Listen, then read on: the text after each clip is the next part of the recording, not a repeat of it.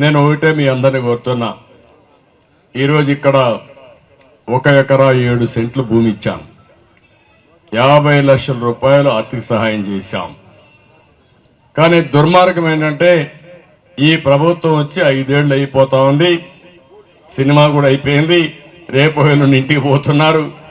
ఇప్పుడు కూడా దాన్ని పూర్తి చేయాలనే ఆలోచన లేకపోతే ఇక్కడ కురబ సంఘం బిల్డింగ్ కట్టలేడు కానీ 3 రాజధానులు కడతారంటే మీరు నమ్మతారా అని మిమ్మల్ని అడుగుతున్నా. అంటే మాటలు కోటలు దాటుతున్నాయి, చేష్టలు మాత్రం గడపే దాటడంలా. ఇతను పెద్ద హీరోగా పెద్దిరెడ్డి ఎవరు అంటున్నాడు ఆ తమ్ముడు, ఇటే పోతా ఉంటాడు, ఈ దారిలోనే పోతా ఉంటాడు.